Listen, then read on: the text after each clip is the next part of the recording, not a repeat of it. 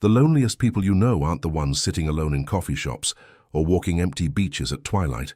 They're the ones surrounded by crowds, laughing at jokes that don't touch their souls, nodding at conversations that feel like echoes in an empty cathedral. This isn't about misanthropy or social withdrawal. This is about the profound recognition that most human interaction exists in what Joseph Campbell called the ordinary world, a realm of mechanical responses and inherited patterns where authentic connection becomes nearly impossible. You've felt this, haven't you? Standing in a room full of people, smiling and responding appropriately, while something deep within you whispers that this elaborate dance of personalities is somehow missing the mark entirely. This moment of recognition, this subtle but persistent sense that you're participating in a play whose script was written by someone else, marks the beginning of what Campbell understood to be the hero's first awakening, the dawning awareness that the ordinary world, for all its familiarity and comfort, may not be where your true story unfolds. The mythologist spent decades studying the recurring patterns in human storytelling, discovering that across every culture and throughout every era, the same fundamental journey appears again and again, the movement from unconscious participation in collective life toward conscious individuation and eventual return. But what Campbell recognized, and what our modern world has largely forgotten, is that this journey almost always begins with a growing sense of alienation from the very social structures that once provided meaning and identity. The hero doesn't reject society out of arrogance or superiority, quite the opposite. They step away because they've begun to sense something calling from beyond the boundaries of conventional existence, something that cannot be satisfied by the usual rewards of status, approval, or belonging. Consider the profound discomfort that arises when you find yourself automatically playing roles that no longer fit: the dutiful child, the successful professional, the agreeable friend. These personas, once essential for navigating the world, begin to feel like costumes that no longer reflect who you're becoming underneath. Campbell observed that every authentic spiritual journey begins with this recognition of what he termed the call to adventure. Not necessarily a dramatic external event, but an internal stirring that suggests there might be more to existence than the endless repetition of familiar patterns. The mechanistic nature of ordinary life becomes visible once you start paying attention. Notice how conversations follow predictable scripts, how social gatherings revolve around the same topics discussed in the same ways, how even our deepest relationships can sometimes feel like elaborate performances where everyone knows their lines but has forgotten why the play is being performed. This isn't a criticism of human nature. It's an observation about the somnambulistic quality of unconscious living, the way we can move through years of our lives operating on autopilot, responding to external stimuli without ever asking whether our responses arise from authentic choice or inherited programming. Campbell understood that the hero's journey isn't a metaphor for extraordinary individuals.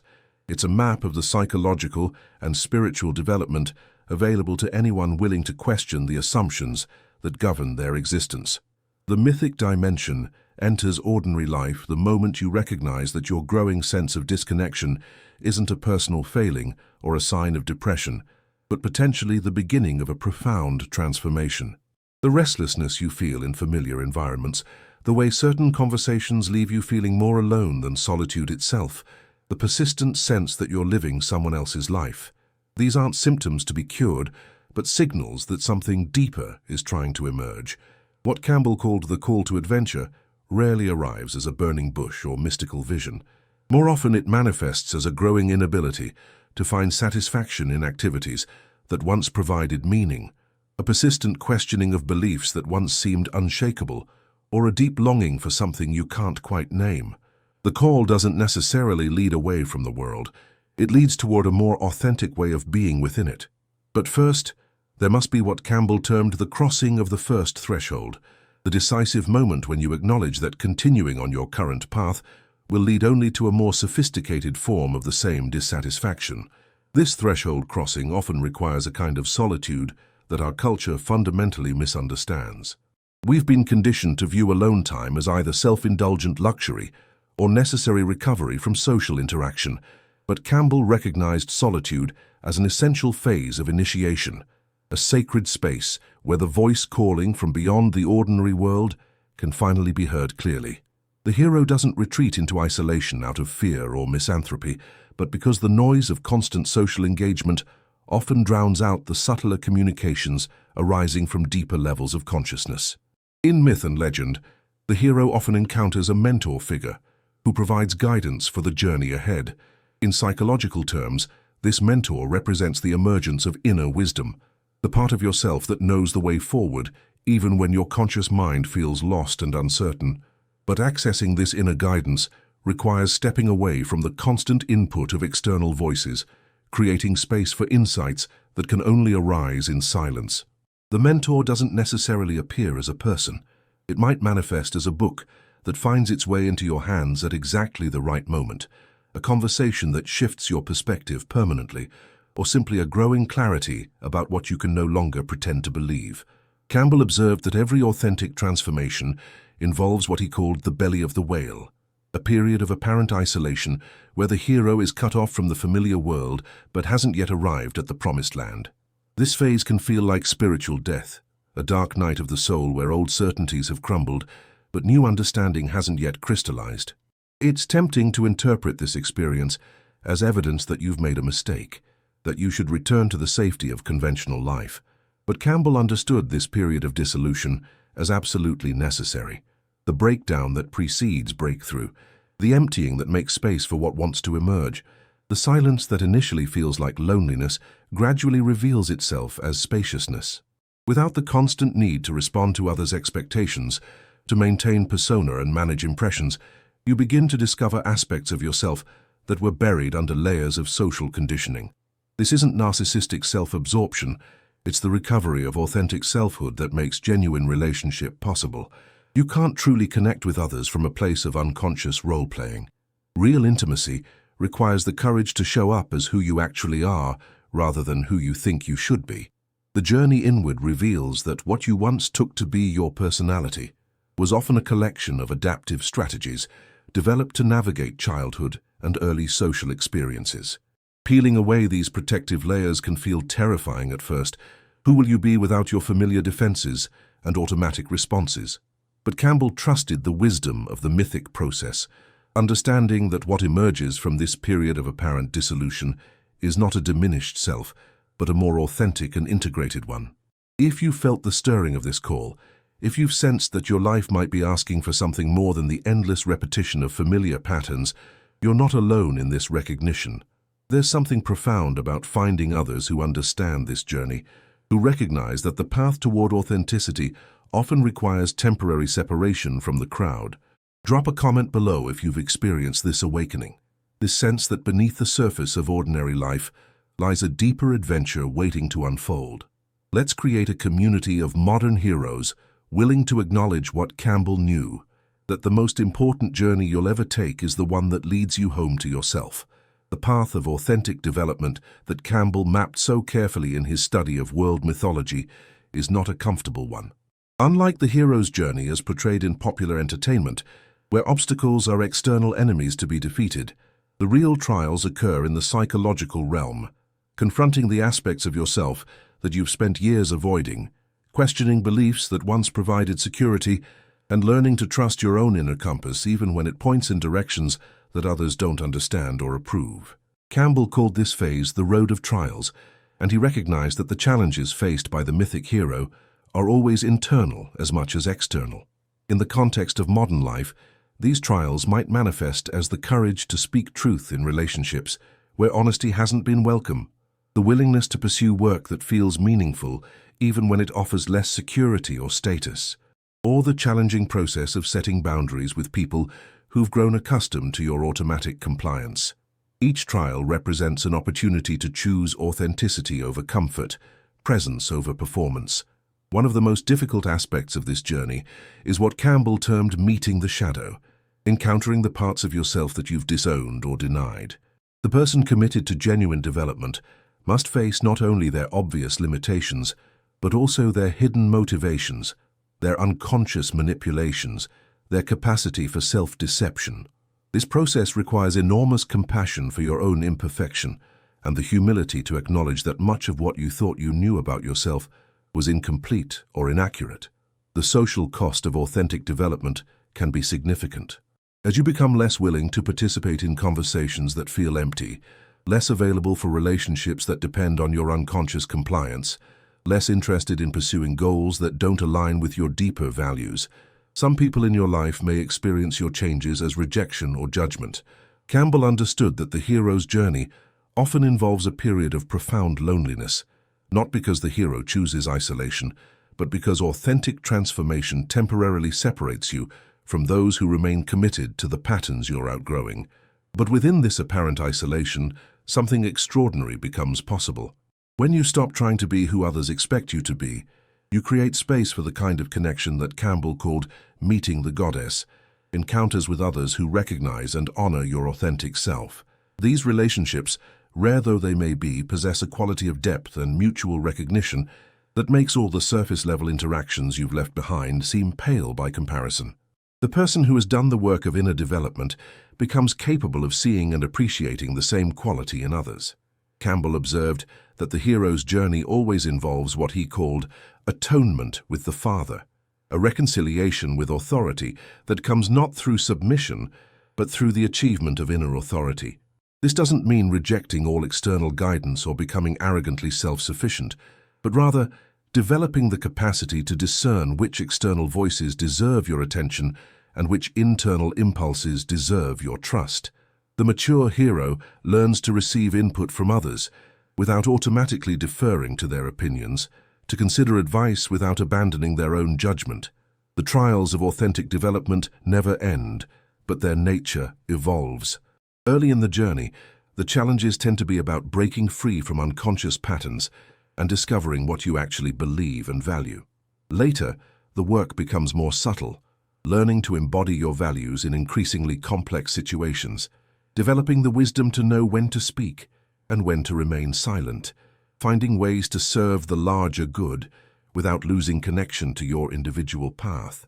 What sustains you through these trials is the growing recognition that the discomfort of authentic living is qualitatively different from the discomfort of unconscious existence. The challenges that arise from being true to yourself, though sometimes intense, feel clean in a way that the persistent anxiety of living someone else's life never could. There's something profoundly satisfying about facing difficulties that arise from your genuine choices, rather than problems created by avoiding those choices. If this description of the journey resonates with something in your own experience, if you recognize yourself in these challenges and discoveries, know that you're part of an ancient lineage of individuals who've chosen the difficult path of conscious development. Share your own experience in the comments. Which trials have been most challenging for you? What have you discovered about yourself in the process of becoming more authentic? Let's continue building this community of modern heroes willing to do the difficult work of becoming who we actually are. The culmination of Campbell's heroic journey isn't reaching some permanent state of enlightenment or achievement. It's what he called the return, the integration of hard-won wisdom into ordinary life. The transformed hero doesn't remain in the special world of peak experiences and mystical insights. They come back to the mundane realm of daily existence, but now they carry within themselves the knowledge and perspective gained through their trials. This return is perhaps the most challenging phase of the entire journey, because it requires learning to live with one foot in each world, honoring the depth of what you've discovered, while remaining functionally engaged with a society that largely operates on more surface levels. The person who has undertaken the inner journey finds themselves in the curious position of being simultaneously more connected to others and more alone. More connected because the work of authentic development has stripped away the barriers to genuine intimacy, the protective personas, the unconscious manipulations, the need to be right or admired. You can now meet others from a place of presence rather than performance, offering them the gift of being truly seen rather than strategically impressed, yet more alone because you can no longer find satisfaction in many of the activities and conversations that occupy most people's time and energy. Campbell understood this paradox as mastery of two worlds, the ability to function effectively in ordinary social reality while maintaining access to the deeper wisdom that emerges from inner work. This mastery isn't about feeling superior to others or secretly judging their choices. It's about developing the flexibility to speak different languages depending on the situation while never losing touch with your own authentic voice. You learn to participate fully in surface-level interactions when appropriate, while remaining available for deeper connection when it's invited. The transformed individual discovers that solitude is no longer a retreat from life, but a return to essential self. The silence that once felt like isolation now feels like coming home to your most natural state. This doesn't mean becoming hermit-like or antisocial. It means that your capacity for genuine connection with others now stems from a solid foundation of connection with yourself. You no longer need other people to provide what you've learned to cultivate internally. Presence, meaning, love, wisdom. So your relationships become offerings rather than attempts to get your needs met.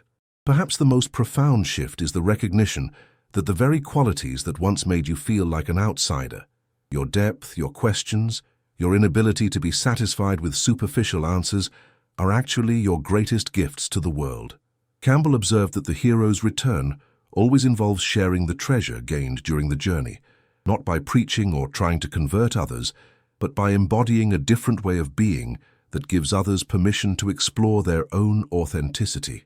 The everyday world looks the same but feels completely different. You still need to earn money, maintain relationships, deal with practical challenges, but you approach these activities from a different center. There's less urgency, less desperation, less need to prove yourself or protect your image. You begin to trust that life will provide what you need for your continued development, not necessarily what you want or think you should have, but what serves your deepest growth.